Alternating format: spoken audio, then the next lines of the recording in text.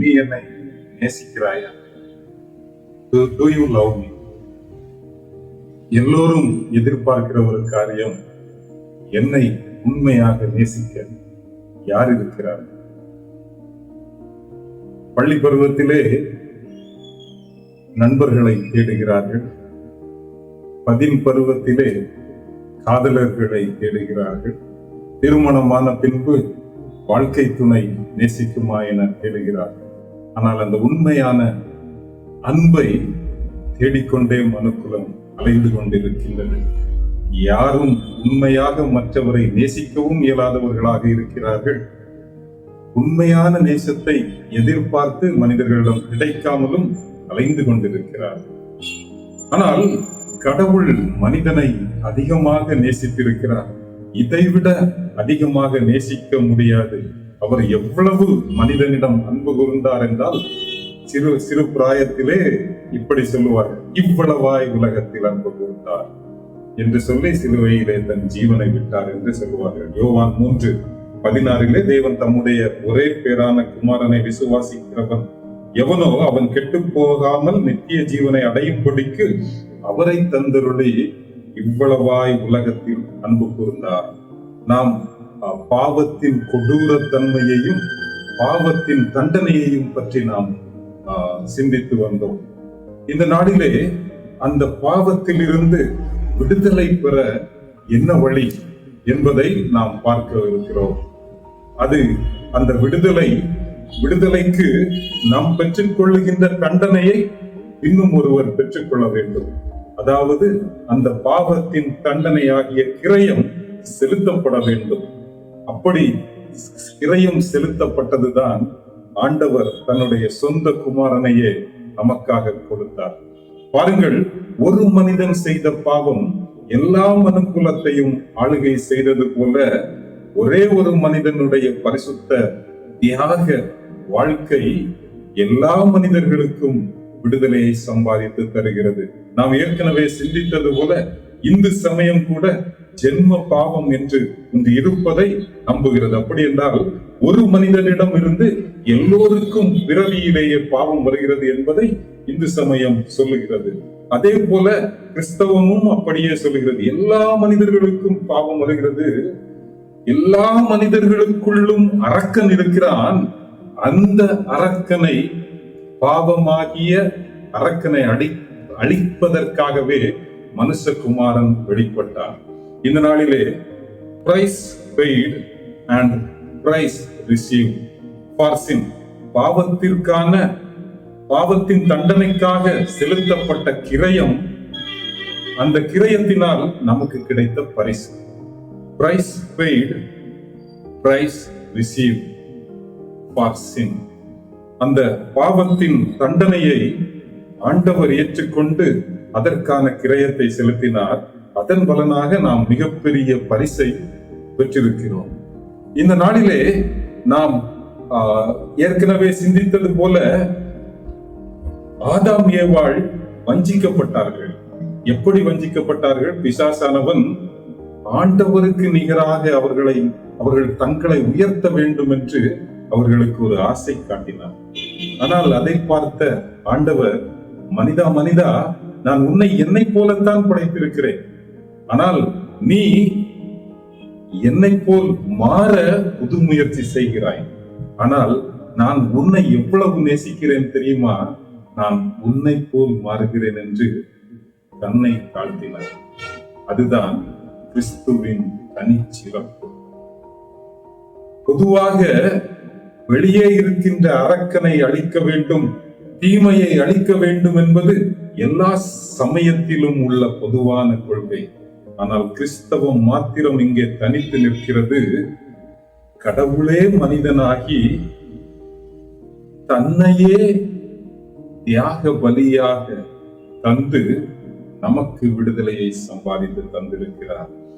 அவருடைய ராஜ்யத்தின் மிக முக்கிய குணமாகிய தாழ்மை, அவரே தன்னை தாழ்த்தி நாம் அந்த அடிச்சுவடுகளில் பயணிக்க நமக்கு பலன் தந்திருக்கிறார்.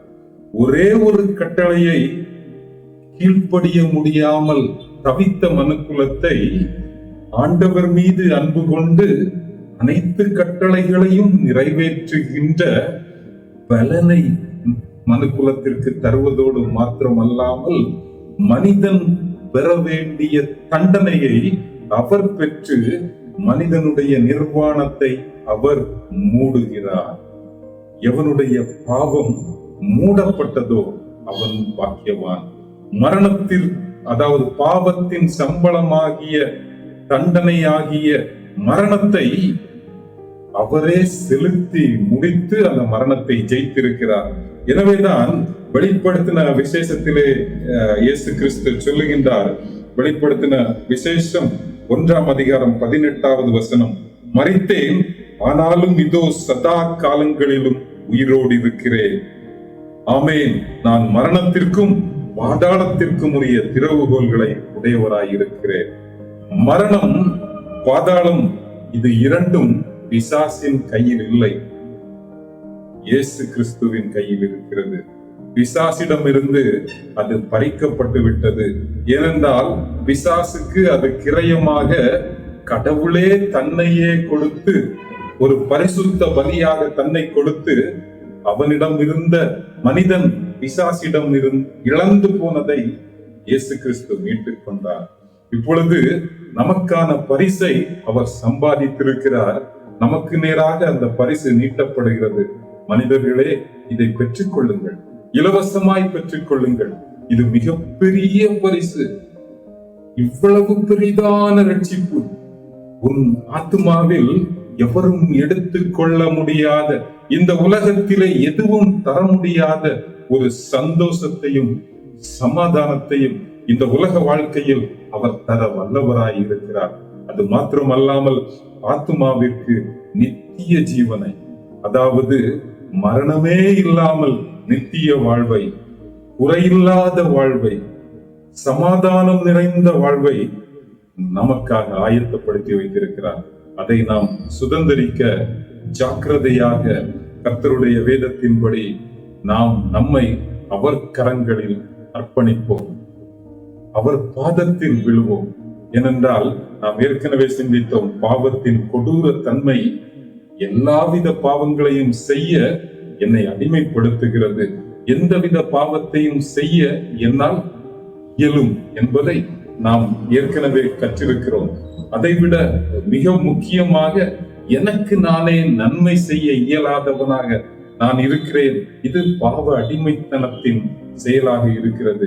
இதிலிருந்து என்னை விடுவித்து நான் எனக்கு பயனுள்ளவனாக மாத்திரமல்ல, இந்த உலகத்திற்கே பயனுள்ளவனாக மாற்ற ஆண்டவர் விரும்புகின்றார்.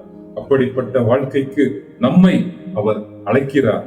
இந்த நாளிலே நம்மை அவர் கரங்களிலே அர்ப்பணிப்போம். ரோமர் 6ஆம் அதிகாரம் 23ஆம் வசனம், பாவத்தின் சம்பளம் மரணம், தேவனுடைய கிருபை வரமோ நம்முடைய கர்த்தராகிய இயேசு கிறிஸ்துவினால் உண்டான நித்திய ஜீவன். பாவத்திற்கு நமக்கு கிடைக்க வேண்டிய சம்பளம் மரணம். ஆனால் தேவனுடைய கிருபை வரம், அதாவது தகுதியற்ற நமக்கு ஆண்டவர் நமக்கு தந்த மிகப்பெரிய பரிசு என்ன? நித்திய ஜீவன். இதை குறித்து ஜாக்கிரதையாக இருப்போம். நான் சொன்னேன், கேன்சரை விட இந்த பாவம் கொடூரமானது. ஏனென்றால் பாவம் என்னிலே இருப்பதை நான் உணர்ந்து கொள்ள முடியாது. அந்த பாவத்தை குறித்து நாம் ஜாக்கிரதையாய், நம் சிந்தையில் வரக்கூடிய சிந்தனைகள் எல்லாம் நம்முடைய சிந்தனைகள் என்ற சிந்தையோடு இராமல், அது பாவ சிந்தனையா, பிசாசின் சிந்தனையா, இல்லை என்றால் பரலோக தேவனின் சமாதானத்துக்கு ஏதுவான சிந்தனைகளா என்பதை நாம் அலசி ஆராய்வோம். இதை குறித்து மேலும் அறிந்து கொள்ள விரும்பினால் விரிவான வீடியோக்கள் டிஸ்கிரிப்ஷனிலே கொடுக்கப்பட்டிருக்கிறது. நீங்கள் கண்டு மகிழுங்கள். எல்லாவற்றிற்கும் மேலாக இந்த பெரிதான ரட்சிப்பை நாமும் நம்மை சார்ந்தவர்களும் இழந்து போகாமல் இருக்க நாம் ஜாக்கிரதையாய் அவர் பாதத்தில் விழுவோம், விடுதலை பெறுவோம். நன்றி.